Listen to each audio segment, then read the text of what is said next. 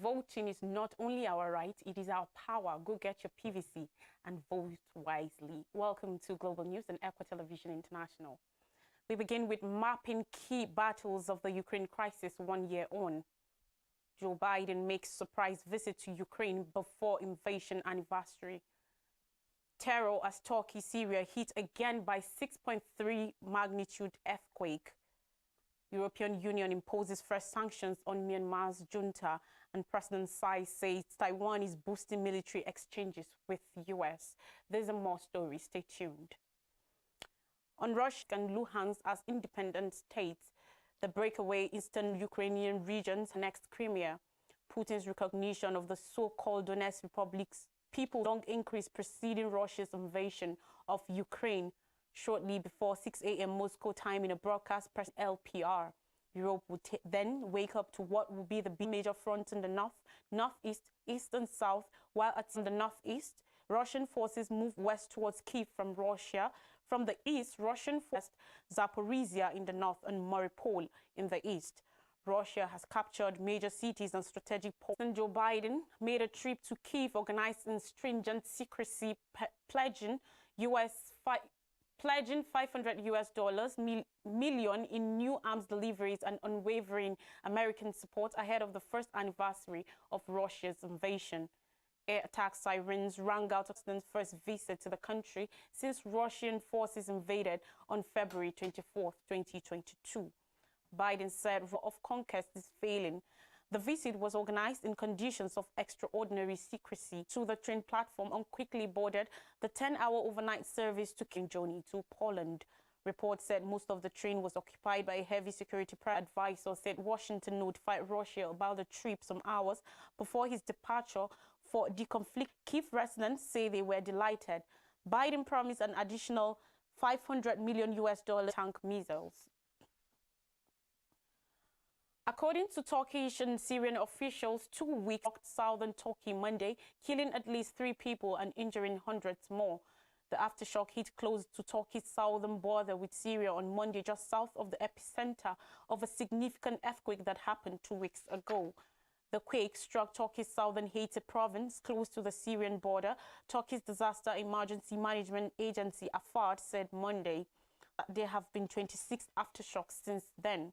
At least 3 people were killed and 294 people were injured following Monday's aftershocks, Turkish officials said. In the city of Antakya, in the country's southern Haiti province, 3 men were struck. Of rescuers walked into the early hours of Tuesday morning trying to reach the men, some falling asleep on rubble next to fires to stay warm as others endured freezing conditions to shift heavy rubble.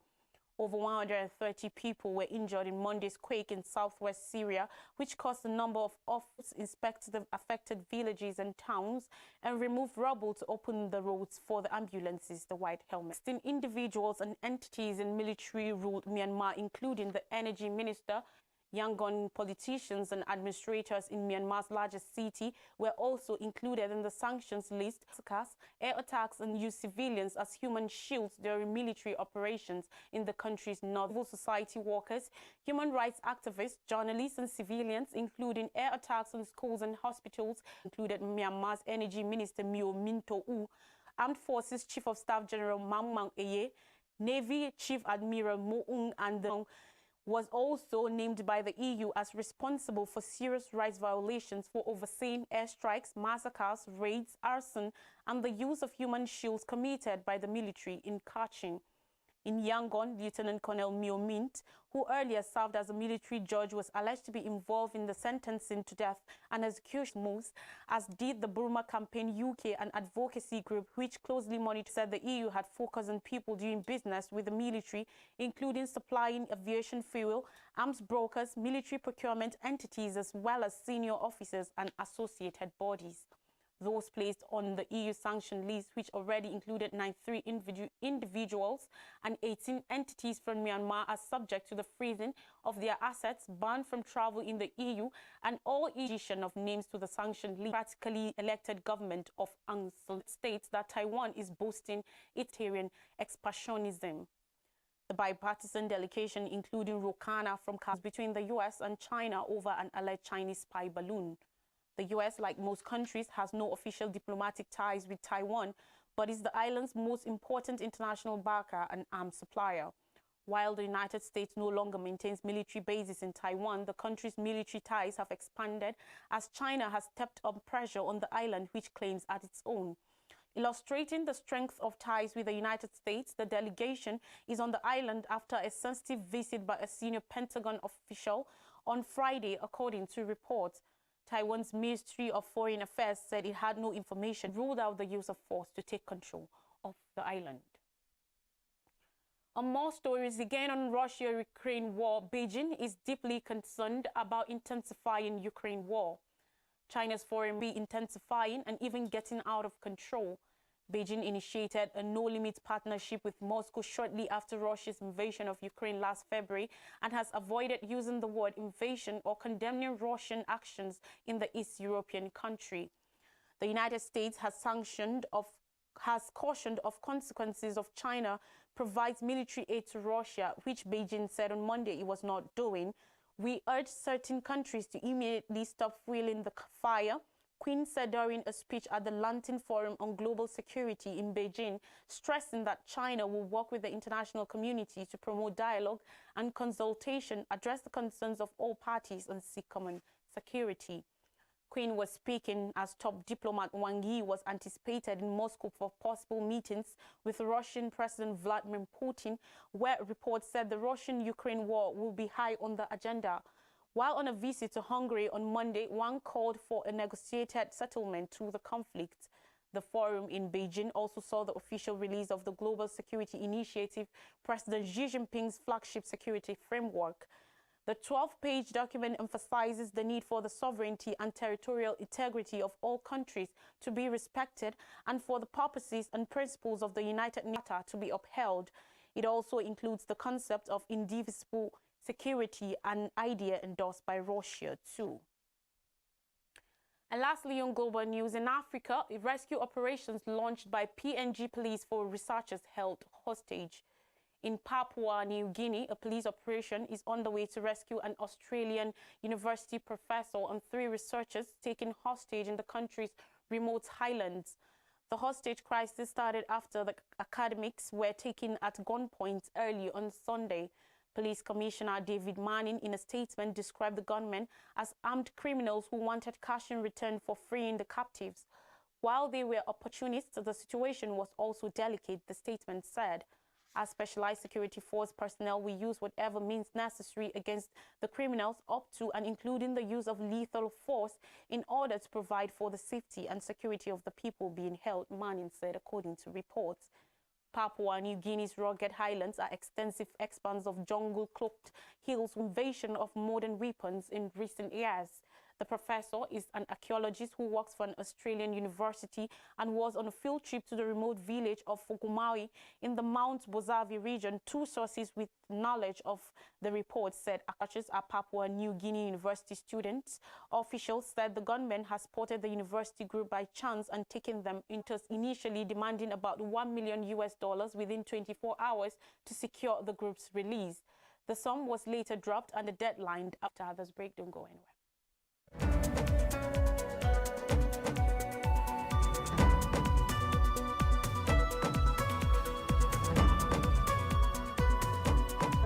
President Muhammadu Buhari meets Ethiopian Airlines summit met with owners of Ethiopian Airlines to discuss the takeoff of Nigeria's latest national airline. Those who were at the meeting, the group CEO of Ethiopian Airlines, Mesfin Taswe, and the group vice president national career was a weighty decision with Buhari. Girma requested that the legal issue blocking Ethiopian Airlines 49% owned Nigeria Air from beginning operations be addressed. He also asked for the return of airline funds that funded well in Nigeria ever since it began operating in the country 60 years ago, adding that daily flight services from Addis Ababa to Lagos and Abuja are being added as part of plans to add operations in Nigeria, asserting that the airline and its partners will be prepared to start operations under the name Nigeria Air as soon as all legal matters are settled. 3 gunmen killed as police thwart attack on station in Anambra. On Monday, operatives of the Anambra State Police Command neutralized 3 gunmen during a failed attack on Awada Police Station near another failed attack on 33 Police Divisional Headquarters in Kwele, Ezunaka, Oyi local government area of the state on 7, and vehicles used for the field operation were recovered. Still on the news, military assures Nigerians of peaceful, free, fair and National Assembly elections, as well as the March 11th governorship and state assembly polls.